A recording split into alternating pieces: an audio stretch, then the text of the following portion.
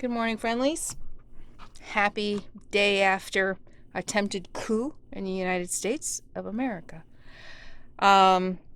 Shooting a video first for my RV Life channel, and then I'm gonna shoot a video, maybe several videos today for As I See It. I've seen a lot of comments already and emails from you guys asking if I knew what was going on yesterday while it was happening, and I know a lot of you wanna hear from me, I guess, and maybe even chat about it, or at least just know that you're not alone in whatever you're feeling. So I will try to save a lot of the, I want to say, the outwardly political stuff for As I See It, because that's where I'm talking about the more political stuff, but I'm probably going to end up saying some stuff here too. I was on the road yesterday, and I had a feeling yesterday that I didn't want to travel. It was really strange. The last couple of days I've been like, I'm testing out my new camera. We'll see how this goes. I haven't tried it outside, like walking around yet, to see how stable it is. And also I've got some industrial sound in the back. Anyway, I've been wanting to kind of get somewhere the last several days, week maybe, I don't know. And but yeah, the last couple of days, especially yesterday, I'm like, I really don't need to move. I really could stay here. There was a lot of noise where I was. There was a train and a lot of four-wheelers and stuff. And I don't know, part of me was like, okay, you need to listen to your gut. If your gut is telling you you shouldn't move, then maybe you shouldn't move. Maybe you should stay put. But I was like, nah, you know what? I want to get on the road. And I was on the road a couple hours, and I started getting texts from friends. I knew that it was going to be a big day with the vote in Congress. Not the vote, I'm sorry, the certification. A completely ceremonial, for the last 200 years or whatever in the United States, it's been a completely ceremonial event of counting the state certification of the votes. And I knew it was going to be a big day because I knew that a lot of Republican Congress representatives and senators were going to be challenging that. So I knew it was going to be a big day. I also knew that Trump had been promising something really big was going to happen, and I knew he was holding a rally. I think part of the reason I decided to move because I didn't want to I knew that I would be glued to the computer all day watching the news. So I was on the road a couple hours and got texts. I was listening to NPR, and I got texts from friends about the coup attempt, the occupation, the terror, the domestic terrorists who broke into the Capitol building, sending our elected officials in hiding in bunkers under their desks, destroying property, breaking windows, vandalizing offices, and basically attempting a coup. I mean, there's no other way to say it. We've all been dancing around the C word. I said it 4 years ago, and I know I keep saying, I told you so. When the day after he got elected, I was having a conversation with a friend, and I said, we're going to have some serious talks about, are we going to wage a coup to get rid of this guy who's not going to leave office peacefully? I said this the day after the election. I knew it. Many of us knew it. And that's part of what many of us are dealing with today. So many of us knew it. Pundits knew it. Newscasters knew it. But why did it happen? I know that there's going to be a lot of investigations in the next few days. And in case you don't know what happened, Donald Trump invited a bunch of his people, his followers, to D.C. This is a fact.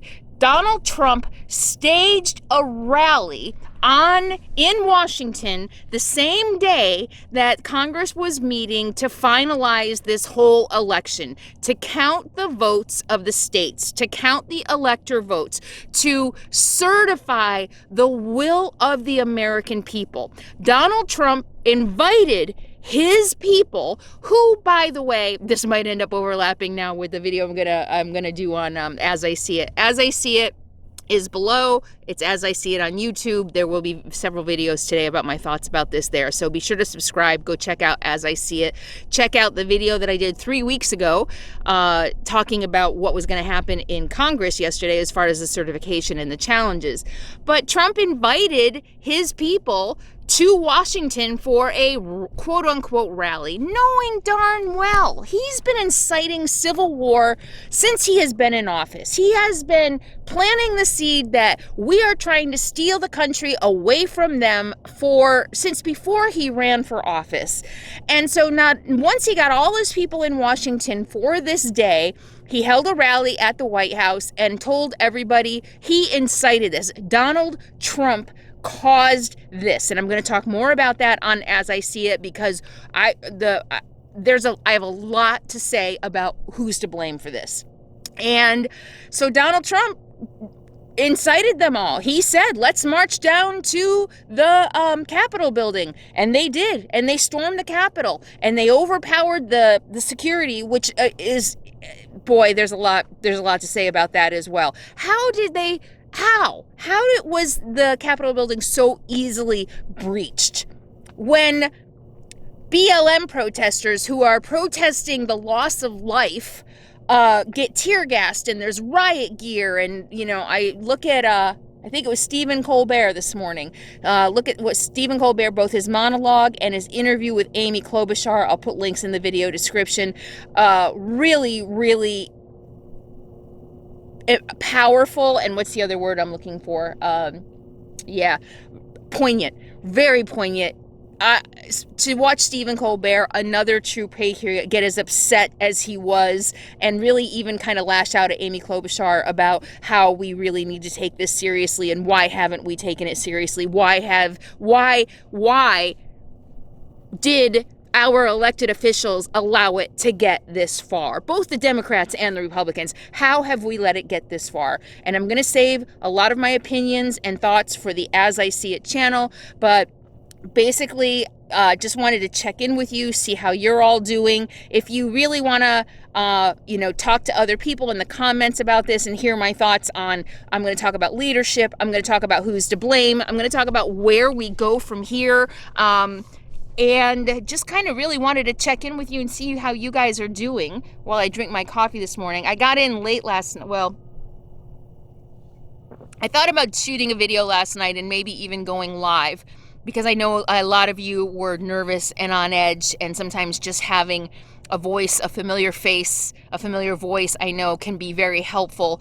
And I didn't want to do it last night because I was so emotional. I was angry. I was sad.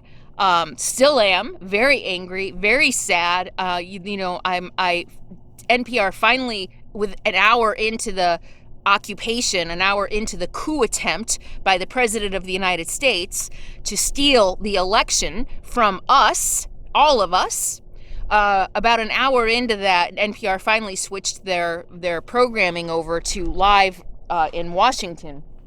And so I was listening to that, and by the time I got into camp last night, I didn't turn off the news. I had it on my phone, I had it on my computer. I was out walking Sadie and playing with Sadie, who is back there, by the way, digging. And I was glued to the news. I really wanted to touch bases with you guys, but I was afraid I was too angry. I was afraid that I was too emotional, which is silly. Now I watch Stephen Colbert, who was angry and emotional. I'm watching newscasters, and yesterday even Joy Reid was brilliant yesterday. I love that Joy Reid is coming on and speaking truth about the inequities in our society and how many arrests? There were a dozen arrests yesterday, and not a single protester. We don't know about that poor woman who died of the gunshot wound. I mean, boy, so much to say. If you don't think white privilege is real, all you have to do is look at yesterday. They damaged the property. They damaged our house, the Capitol, the people's house. And it was like the police were just standing by, taking selfies with the Seriously? I mean, are you kidding me? Yet we get a bunch of black and brown people on the streets protesting, getting slaughtered by law enforcement, and they've got full riot gear, tear gas, and tanks. And how? there's so many layers to be angry about what happened yesterday. And just tune into As I See It today. I'm going to be talking a lot about it probably through the day. I'm not sure I'm in a legal spot, to be honest with you. I wasn't going to stay. It was just going to be a layover. But I'm kind of tucked back here. It's kind of nice. I think I'll stay. And I think what I'm going to do is just shoot some videos and watch the news. There's a lot. I still think that there's a lot that's going to happen today. We can't have a president who is undermining democracy the way he has. We can't allow him to be in office 2 more weeks. I was really hoping that when I woke up this morning, he would be out. I was hoping that Mike Pence and the cabinet would do the right thing and implement the 25th Amendment and remove him. There's never been any doubt for most of us that this was, I mean, it's like, I think as Stephen Colbert said, as so many people said, as I have said, while it's disturbing and troubling that this happened, it's not a freaking surprise. We knew this was going to happen. We knew, those of us who were awake and aware and intelligent enough to know that words matter. This isn't a joke. And when there are, was it Charlottesville? When there are white supremacists in the streets causing problems and the president of the United States isn't denouncing it, when he is telling them to stand down, but what did he say? Stand down, but stay on call? Or I'm angry. See, this is why I didn't want to shoot last night. I was probably even worse last night. There's so many questions about how we allowed this to happen and what we need to do moving forward. So leave your comments below. Let me know how you're doing. What are your thoughts? I don't know. Maybe I'll decide to go live later tonight on As I See It. I think I can go live on As I See It. I'm not sure, because it's a brand new channel and I, don't have enough. I don't know how many subscribers you need and how many hours you need for live. I think I can go live. How are you?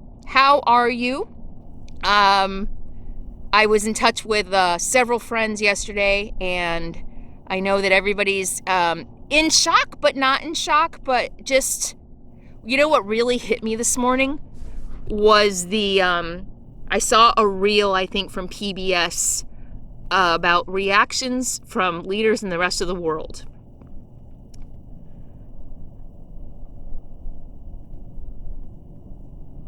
And I've said for several years that I'm ashamed right now to be an American. We are supposed to be the beacons of democracy. We're supposed to be the example to the rest of the world of what democracy is. And somehow 70 million people, 74 million people, I mean, forget the first time, forget 2016, which, many of us who have seen Trump for who and what he is for all these years, many of us tried to give the first time voters the benefit of the doubt and say, you know what, I understand. I understand it was a protest vote. I understand that you're frustrated. I understand that you're sick of the status quo and that this is basically a big fuck you vote. I mean, that's really what it was. It was just a big fuck you vote to the establishment. I get that.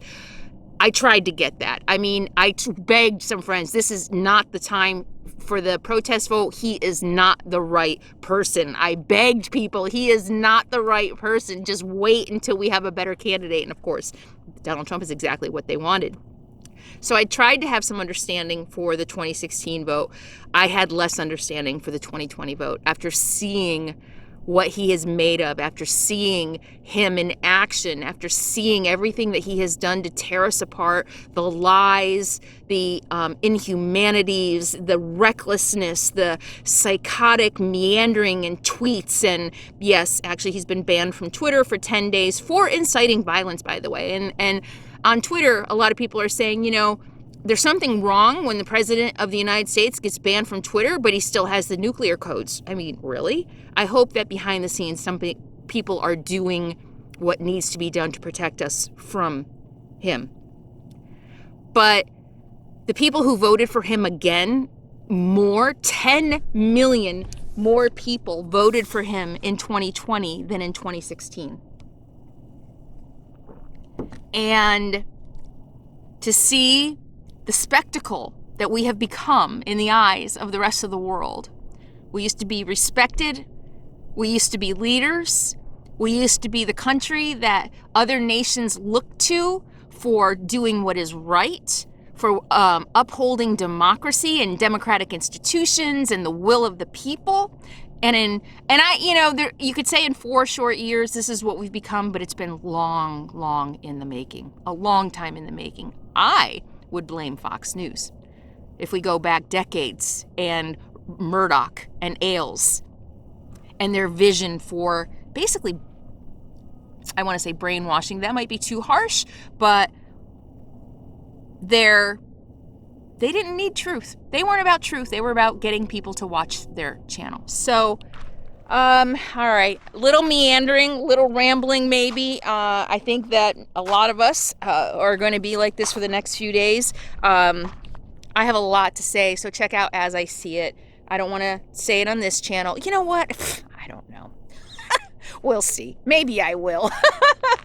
What I was just stopped myself from saying is that after yesterday's events, if you still support Donald Trump, you need to, I don't even know. I mean, what do we say to people who are this far gone?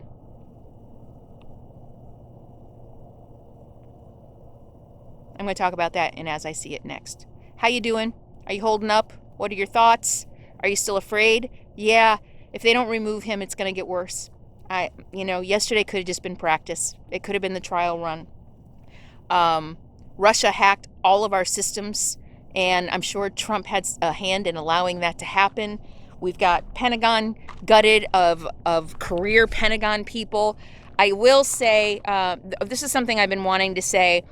While I knew something was going to happen, and I've been trying to reassure friends of this as well, I have had faith that our military, our Pentagon and our military, and all this with secretaries of state or secretaries of defense and all the people who have come out and said our oath is to the Constitution, not to a person.